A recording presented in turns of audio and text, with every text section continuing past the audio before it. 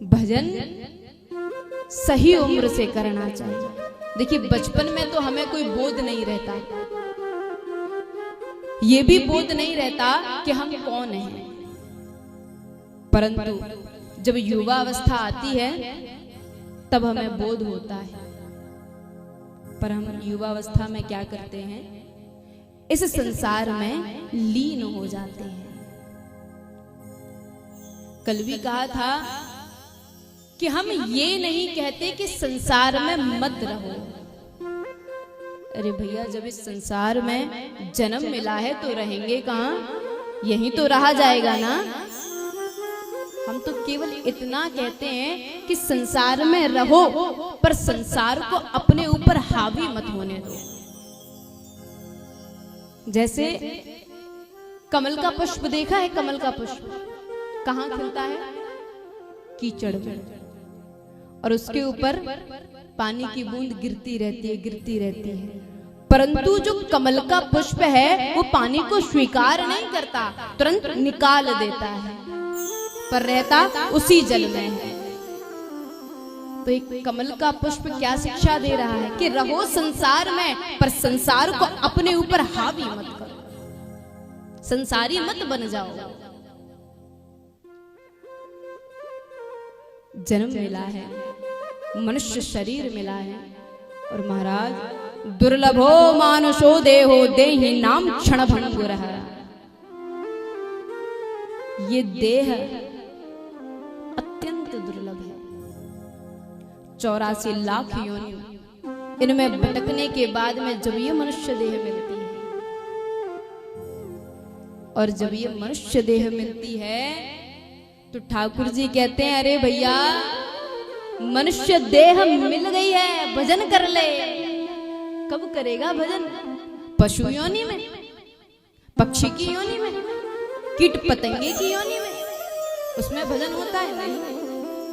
भजन किस में होता है? मनुष्य की योनि में। देवता गण भी तरसते हैं कि मनुष्य की योनि मिल जाए और हम भजन करें। एक बार नारद जी, उनके मन में इच्छा जगी कि मैं निकुंज का दर्शन करूं। नारायण भगवान के पास गए कि प्रभु मुझे आपकी लीला देखनी है, मुझे आपके वो नन्हे नन्हे चरण कमल देखने हैं, कृपा कीजिए। कैसे करूं, क्या करूं, कैसे आपके उस निकुंज का मुझे दर्शन होगा, उसमें प्रवेश मिलेगा? नारायण भगवान बोले ब्रज जाओ, सर्वप्रथम क्या करना, ब्रज में जाकर ब्रज की भूमि पर जब जाओ, वृंदावन की भूमि पर जब जाओ तो पहले वृंदावन को प्रणाम करो। वृंदावन कोई जगह नहीं है, ठाकुर जी का घर है, कोई पिकनिक मनाने का स्थान नहीं है।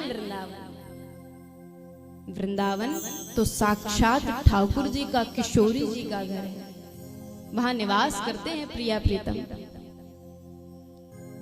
बोले कि सबसे पहले वृंदावन को प्रणाम करना, उसके बाद वृंदावन की रज को अपने मस्तिष्क पर लगाना, यमुना जी में स्नान करना, उसके बाद मेरी लीलाओं का दर्शन होगा। अब नारद जी ने ऐसा ही किया, गए वृंदावन को साष्टांग प्रणाम किया, ब्रज रज लगाई, यमुना जी में स्नान किया। अब कुंज गलियों में जैसे ही तो भटक रहे थे महाराज, भटकते भटकते नंद बाबा के उस गोकुल वाले घर में पहुंचे, भवन में पहुंचे। जब पहुंचे तो लीला क्या चल रही है, लीला क्या देख रहे हैं नारद जी, कि जो मेरे ठाकुर जी हैं वो भवन से दौड़े दौड़े आ रहे हैं, और भवन के बाहर एक देहली है जो कि थोड़ी सी ऊंची है। अब जैसे ही तो देहली को पार करना चाहते हैं तो ठाकुर जी लटक गए। कैसे? जैसे ये देहली है, अब ठाकुर जी कैसे थे बचपन में, थोड़े हष्ट पुष्ट थे, छोटे से ठाकुर हैं, देहली पार नहीं हो रही, आधा शरीर देहली के इस पार और आधा शरीर उस पार, ऐसे झूल रहे हैं।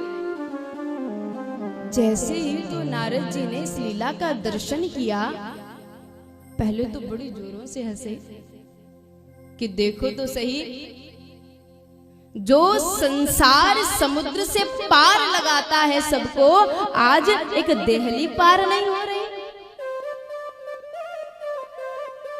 एक देहली से उस पार नहीं जा पा रहे हैं। ये कैसी लीला है। थोड़ी देर बाद नारद जी के नेत्र सजल हो गए, नेत्रों से झरझर कर कर आंसू बहने लगे। तब प्रभु कहते हैं, नारद क्या बात है, तुम तो मेरी लीलाओं का दर्शन करना चाहते थे ना, पर ये अश्रु किस कारण से हैं? बोले भगवान, ये मनुष्य शरीर कितना बड़ा भाग्यवान है, जो इस मनुष्य शरीर को प्राप्त करता है वो आपकी लीला में भागीदारी लेता है, आपके साथ में राज करता है, आपकी लीलाओं में खेलता है, कूदता है। ये ग्वालवाल कौन थे? संत थे, तपस्या की, ऋषि मुनि थे, तपस्या की, तब जाके लीलाओं में सम्मिलित हुए। बोले अरे मैं तो कहता हूं कि मोक्ष की कामना करो ही मत। हम कहते हैं कि काशी जाएंगे, वहां जाकर मोक्ष हो जाता है। अरे मैं कहता हूं कोई काशी जाने की आवश्यकता ही नहीं है, कहीं कुछ करने की आवश्यकता ही नहीं है। मोक्ष काहे को चाहिए जब दर्शन साक्षात ठाकुर जी का यहाँ हो रहा है। मैं तो केवल एक ही बात कहता हूँ प्रभु, कि आपका जो नाम जप है व्यक्ति उसे पकड़ लेना, तो फिर मोक्ष उसके पीछे पीछे दौड़ा चला।